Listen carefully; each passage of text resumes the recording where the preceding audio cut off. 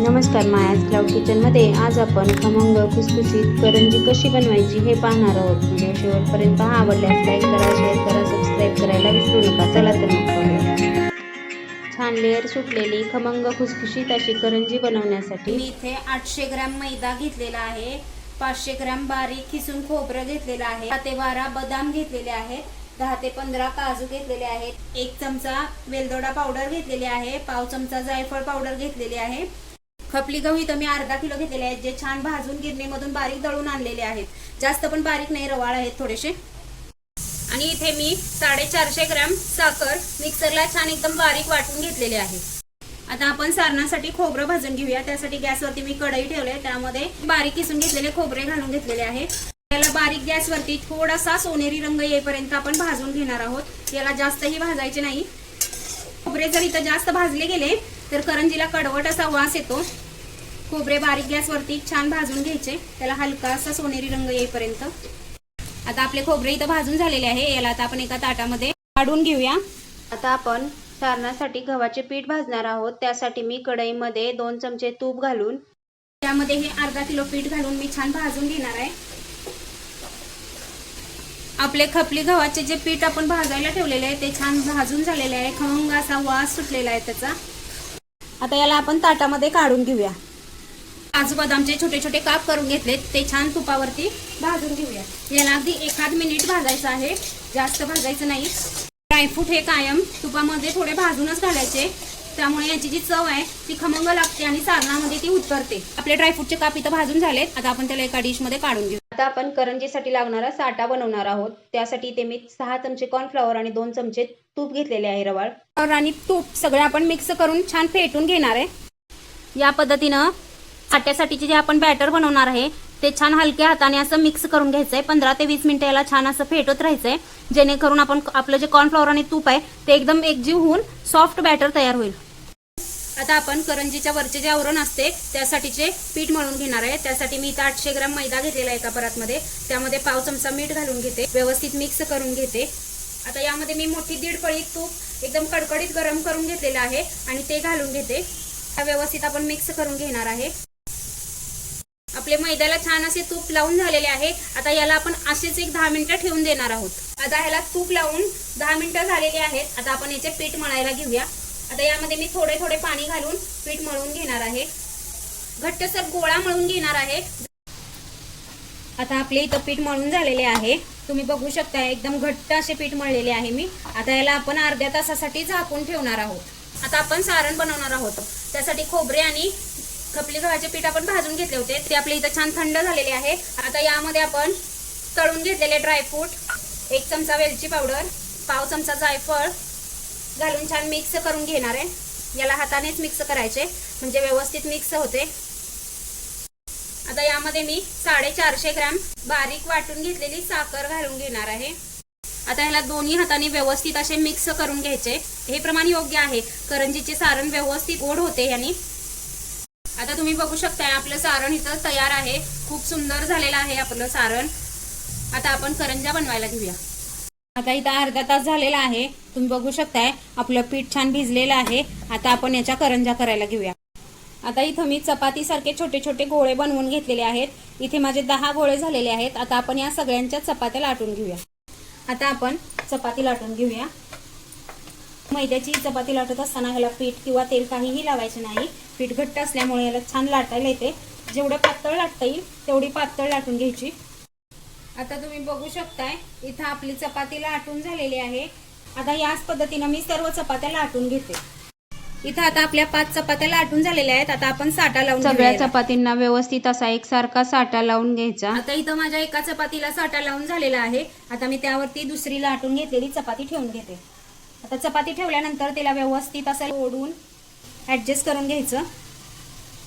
आता यावरती पण मी असं साठा लावून घेते, जसं आपण पहिल्या चपातीला लावून घेतला अगदी त्या पद्धतीनेच. असं एकावर एक चपाती घातल्यानंतर थोडं दाबून घ्यायचं. त्यामध्ये जी हवा असेल ती सर्व निघून जाते आणि आपली चपाती व्यवस्थित अशी प्लेन होते.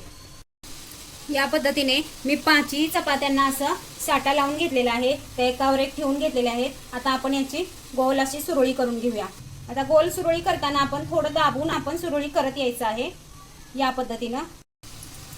असे या पद्धतीनं आत दाबत दाबत आपण याची सुरळी करून घेणार आहे, म्हणजे ह्यामध्ये हवा राहणार नाही किंवा गॅप राहणार नाही. आपला रोल व्यवस्थित होईल. आपले पदर जे आहेत करंजीला ते एकदम छान सुटतील. आता या पद्धतीनं आपला रोल झालेला आहे.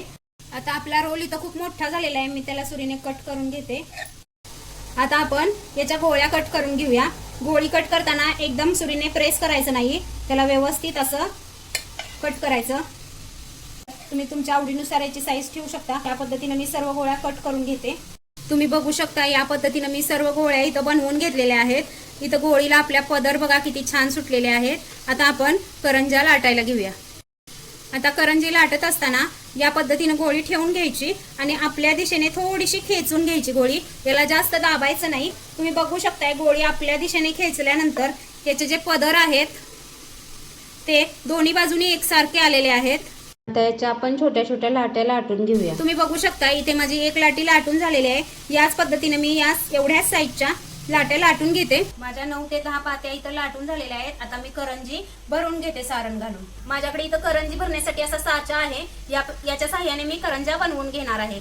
या साच्यामध्ये अशी लाटी ठेवून त्यामध्ये सारण भरून घेणार आहे मी. भरपूर असे सारण भरायचे. यामध्ये 2-2.5 चमचे सारण बसते. त्यानंतर या पद्धतीनं फोल्ड करायची आपली लाटी आणि साचा मिटवून घ्यायचा. चारी बाजूनी छान दाबून घ्यायचा. त्याच्या कडा छान चिटकल्या पाहिजेत आणि एक जास्तीचे जे पीठ आहे ते काढून घ्यायचे या पद्धतीनं. आता आपली करंजी इथं छान दाबून व्यवस्थित पॅक करून झालेली आहे. अलगद साचा उघडायचा. बघा किती सुंदर करंजी तयार झाली आपली. हळूच यामधून ती काढून घ्यायची. आपली करंजी इथं किती सुंदर तयार झाली तुम्ही बघू शकताय. या पद्धतीनंच मी सर्व करंज्या बनवून घेते. मी आणखी एक करंजी तुम्हाला याच पद्धतीने भरून दाखवते.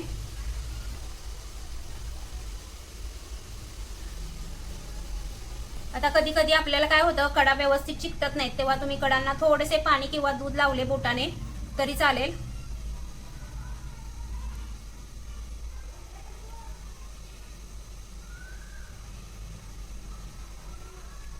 या पद्धतीने आपला साचा व्यवस्थित दाबून घ्यायचा. त्याचे जास्तीचे पीठ आहे जे वरचे ते काढून घ्यायचे. आता अलगद साचा उघडायचा. बघा किती सुंदर आणि रेखीव करंजी आपली दुसरी सुद्धा तयार झाले. या पद्धतीने मी सर्व करंज्या बनवून घेते. या साच्यामुळे आपल्या करंज्या एकसारख्या होणार आहेत, लहान मोठ्या अजिबात होणार नाहीत. या पद्धतीने मी सर्व करंज्या बनवून घेणार आहे. आता इथे तुम्ही बघू शकताय आपले एक सूप करंज्या छान तयार झाल्यात. आता मी त्या तळून घेते.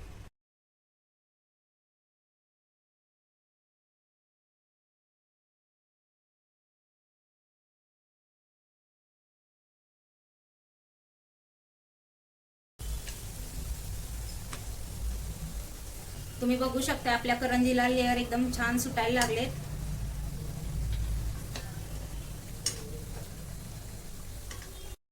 आता आपल्या करंज्या इथं छान तळून झाल्यात. आता आपण याला काढून घेऊया. एकदम सॉफ्ट आणि नाजूक झालेल्या आहेत आपल्या करंज्या. तुम्ही बघू शकताय. याचं तेल छान नितळवून घेऊया आणि याला एका प्लेटमध्ये काढून घेऊया. आता या पद्धतीने मी बाकी सर्व करंज्या छान अशा तळून घेते. तुम्ही बघू शकता आपल्या करंजीला लेअर एकदम छान सुटायला लागलेत. आता आपल्या करंज्या इथं छान तळून झाल्यात. आता आपण याला काढून घेऊया.